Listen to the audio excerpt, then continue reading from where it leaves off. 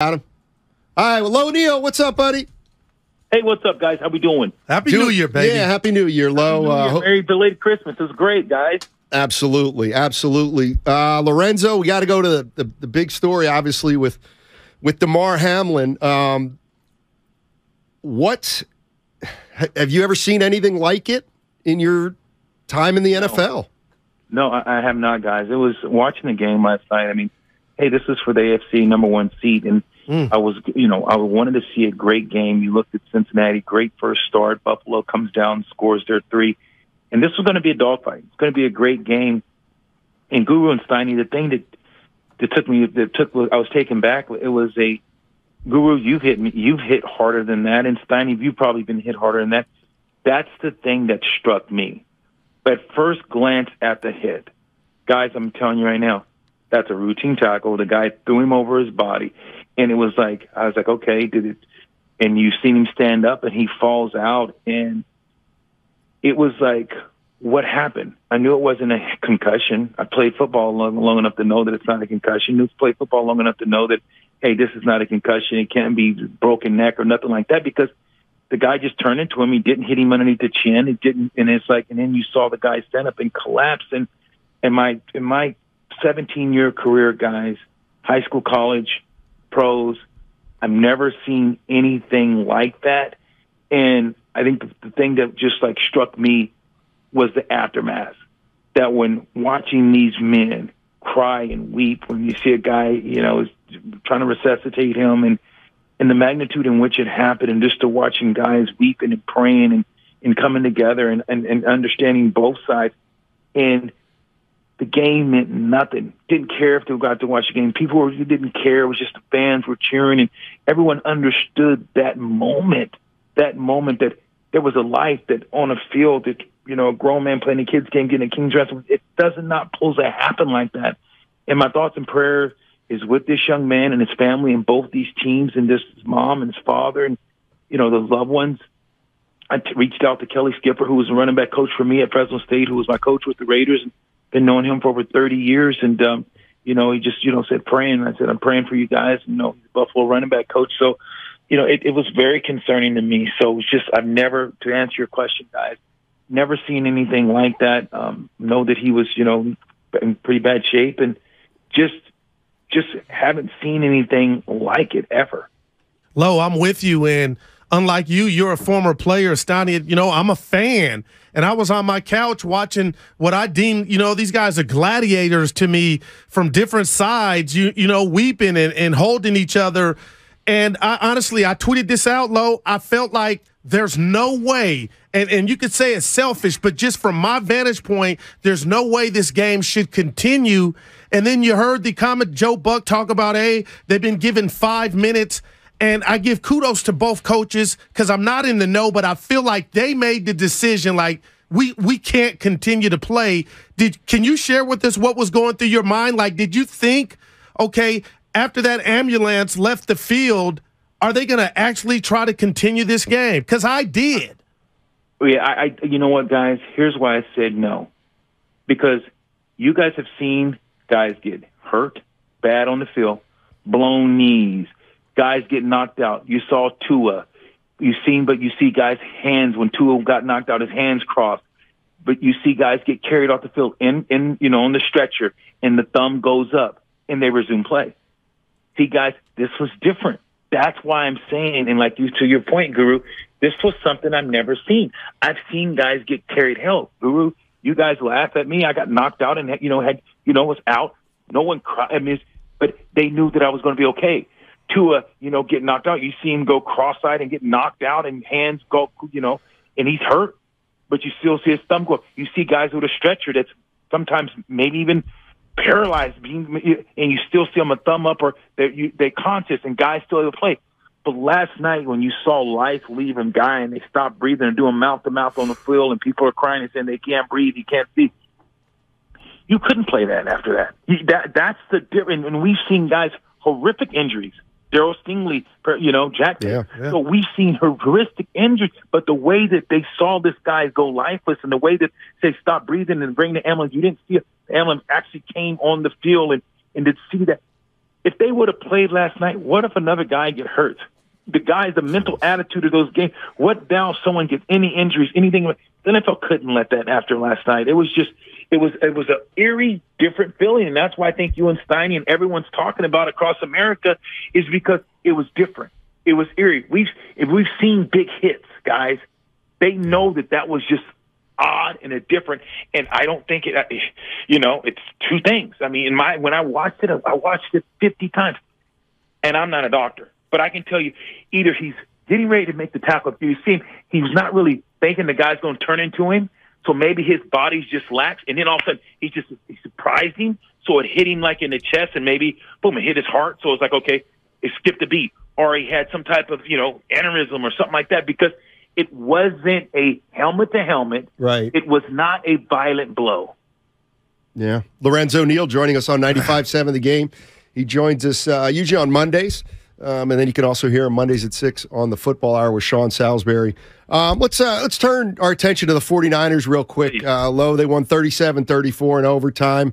Probably tougher game than a lot of people thought. But let me ask you this about Christian McCaffrey. I felt like when the news came out that the Panthers would entertain something with Christian McCaffrey in terms of a trade, I almost felt like, how do I put, like he's been a little banged up, but like they have gotten the Christian McCaffrey who's a superstar. You know what I mean? Like he's better, not than I just thought he was, but I feel like maybe the 49ers saw that he's still a great, great player when maybe other teams were like, he may have lost a step. You know what I mean? It's very simple, guys. I say it all the time, Guru, Steiny, you guys always know I say this. I say, if all things being equal, players make plays, but coaches make decisions that can help determine outcomes of the game. If Jerry Rice is lined up playing man, and you're playing, you as a coach say, if you as a DB say, I'm going to play man-to-man, have fun, because Jerry Rice is going to make a play. The coach's job is to doubling, bracketing, do other things that's going to help determine the outcome of the game. Because if you lined up and said, I'm going to go man-to-man all day, coaches, he's going to eat you up. So the coach has to make a decision that's going to help determine the outcome of the game, and that's take Jerry Rice away. You take certain guys away. McCaffrey, guys, when you see what Kyle Shanahan has been able to use him as a chess piece and move him around the pond and move him around the board, line him up in the slot, line him up at the X, line him up at the Z, line him at the F. They move him all over and run the ball, throw the ball, all the things he can do. This guy, to me, guys, is one of the closest, and I'm not saying this just because he's a Niner and we've covered the Niners. He's the closest thing to LaDainian Tomlinson in a long time. Now, he doesn't have he can't cut on a dime and leave 10 cents change. He can cut on a dime and leave 9 cents change. He doesn't have maybe as much wiggle, but as far as the speed, route running, be able to beat guys in the route, passing tree, you can't guard him. He's too physical and too fast for safeties, and he's too fast for linebackers and too physical for safeties. How do you line him up? This guy is a nightmare. So McCaffrey, to me, when you think about just what he's brought to the offense, he's made this offense, in my opinion, guys, unstoppable. It made this offense way more consistent, Guru, because the versatility you can get from McCaffrey. Dude, I just told Steiny and the listeners pretty much the same thing, Lo, and I'm going to be real here. You know I like to play the ponies. It was 9.5. Coming into this game, I just knew the Niner defense was going to slaughter the Raiders. But we talked 2 weeks ago, and I said, you know what, Steiny, Lo? The Niners D, they've been getting a good whistle. I've been seeing some plays made. They've been called back, and this is just one game. But this Niner defense, I didn't recognize them. Now, they got a game against Arizona, and, Arizona, they're not playing for anything low. But going into the playoffs, I got to believe whoever the Niners tangle with, they're going to look at this tape and the Kansas City tape. But to you, a former player, have you lost any confidence in this defense and mainly the secondary with what you saw Sunday? Great question, Guru. And Steiny, every time I come on, I always ask. And Steiny, you and I, we go out and but we say you only can play the teams that's put in front of you. Yep. They played against a team in the Raiders that only lost if they lost one game, got beat really bad, and that's by the Saints by 20. But besides that, it's been one-score games. This Raider team, that was a playoff game for the Raiders. The Raiders had, if they had any hopes, that was a playoff. The Niners played a playoff game. Now, I've always said that, hey, I don't know if this defense is as great as everyone, but no, it's not. Right. And it's not as great as everyone. I will say everyone's, oh, this is like the Bears. No, they haven't played anybody with a great offense. They played Kansas City. You see what happens. And you've seen when you played against great teams, well, not great teams because the Raiders not great, but teams that can score and put some points on the board and have some weapons, you struggle. Now, here's the deal. I'm not saying that they're a bad defense. It is a good defense. I'm just saying, let's not hold on when we're talking about this as Ed Reed and the Baltimore Ravens and Ray Lewis. And that's what people just got to be a little bit, back that down just a little bit. Now, it's a good defense. Now, let's face it. Nicky Bosa can play on any defense, and he would be good in any area, and he would be great in any area. At the end of that game, Nicky Bosa, he closed that game for him. He put the pressure, put his tackle, the tackle in the quarterback's lap, the quarterback throw the ball up for grabs, and that when there's the interception. But I'll tell you right now, to me, this was the best game for the Raiders, guys. This was the best game for the Raiders of this year, by far. This was the best team game that I've seen them play. Because your defense did make plays. Your offense had to make plays. Brock Purdy had to come from behind. You got to see this offense.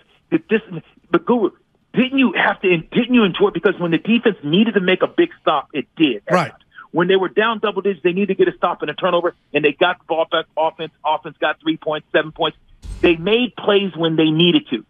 I loved it because you got to see Brock handle pressure, have to delegate and put the ball in different spots, have to be down, have to go down to drive to win, have to go out back and take the lead. You got to see the ebb and flows of a football game, and you got to see a quarterback that's a rookie that taken offense. They said, I want to see how this guy plays from behind. I want to see him in a pressure situation. The guy was unflappable. I got to see something from the offense as a team that gives me more hope in the playoffs than I've ever had. Because we all said if this team gets down by 10, we all said if a team gets 30, we always said the first team to 30 or 28 loses. Now the Niners can't come back. You see now, we've got to see this week that you can see a team that can be down but have the ability to score and to strike at any time. That's what I loved about the Niners. Yeah. Lorenzo Neal joining us on 95.7 The Game. Let me ask you about, and I know we don't talk about the Raiders a lot, but when they released Carr and told him to, go away, not to be a distraction, Derek Carr's been their quarterback for a decade or so, and my initial thought was, okay, that's the franchise quarterback. He's a class act. He seems to be loved by his teammates. This team is really on the edge this week. I'm talking about the Raiders. It could have been a 45-3 game. John Dickinson, our man, says to me before the game, he says, you know what we're going to find out a lot about today? And I said, what? He goes, we might find out a little bit about Derek Carr. And I said, what? And he goes, you know what? We're going to find out about Derek Carr. Because if this thing was so emotional and the team was so distraught, they might have given less than 100% effort. But, that was a real... that was a professional. Those guys won. That was a big game for the Raiders, even though it was in the aftermath of something where the organization was getting criticized for not caring and all that kind of stuff. Rightfully so. But I totally understand. Here's the thing: they were professionals, but at the same sense, they're going to go out there and they play for six. And at the same sense, they understand that these guys that they still had a chance to get in playoffs. They still lost like the Raiders. They still made it a one-score game. Tell me how many games the Raiders lost, just like the game that we saw this past Sunday. Tell me how many games that the Raiders, Carr threw an interception at the end of the game. Tell me last week against the Steelers. So did we not see a carbon copy of what the Raiders have done this whole year, a one-score game? Yeah. So I get it. So for me, it's not necessarily a Carr. I think that it's the coach. I look at this coach, and you think about what he's done. Last year, Carr takes them to the playoffs. They almost beat a Cincinnati team in Cincinnati, and now all of a sudden it's Carr. What about this head coach McDaniel? This is his second trip. What has he done? This team they went out and brought Devontae Adams, brought in them more weapons. Why did this team underachieve? I just think, look, if you want to turn the page on Carr, that's fine. That's the NFL, and that's your prerogative. You're a coach, you're an organization, but you just don't handle a guy who's been in your organization like that. That's not class. I don't think you handle Derek Carr and say, "Oh, don't come to the stadium. Don't do this. Don't do that." He's a pro. You don't do that to an individual. We don't want you to stadium. We want you nowhere apart. That's just, to me, that's the part that I'm like, God, could you have handled that a different way? If you don't want to start him, fine. Don't want to see, that's fine. Hey, Derek, you understand this is why we're doing it. But I just think for you to say stay away and do the way they did, I just think that you owe the guy more than that. No, that's great stuff, Lo. You know what? Not only want to put you on the spot, but it's the last thing in regard to Hamlin. So Buffalo has a game this week against New England, Lo, and Cincinnati for that matter. And right now, by all reports, you know, he's fighting for his life in a hospital. They don't know what's going on. Can you just walk us through what you think today and this week will be like? Like, this doesn't just, oh, let's get back to work, especially, you know, since we don't have the prognosis of him doing better. Can you put yourself in Buffalo's shoes of, like, how does the organization try to get ready for this weekend? Yeah, it's tough. You know, it's tough. I mean, we had a guy, Stephen Foley, you know him very well. Guru, you know that, you know, Steiny, you as well. He gets shot. You know, he gets Stephen Foley, outside linebacker, one of the best linebackers in the league. He's having a Pro Bowl type of year. He gets shot. We're at the Chargers. You know, one of our brothers gets shot. And he was a big part of our team. And we lost him. Marty Schottenheimer was the coach, and we had to rally. And you know, it's tough. But this is a tougher situation. But guys are resilient. This is a situation that, you know, that, hey, I was doing radio and, you know, and lost my father. And I don't know if athletes are built different and do the things, Guru and Steiny. We know that sometimes the show still have to go. Now, you can say, okay, if you ask, if I understand what's going on, this is horrible. But it's like the Buffalo Bills feel they have a chance to win a Super Bowl. They have a good team. Do you say, can we just postpone the season and say, we don't want to play, we just want to stop playing for the rest of the year, we don't want to play next week, the week after, we don't want to go to the playoffs? You can't do that. Cincinnati had a chance to be the number one seed, or possibly number one seed. So the show has to go on. I know personally. I can speak, like you said, Guru. I played this game, and I've been in some tough collisions. You know, C4, C5. My neck's jacked up. They want me to do surgery. Didn't know if I was going to have to retire. You know, been knocked out, and all those different things. I can tell you right now, if I was unconscious, well, I can tell you now why I'm not. I would want my team to play, and I would want my team to rally. I would want it would be tough, and I would, if I could talk, if I could say, I said, right, guys, go win it for me. I would say, guys, go and play.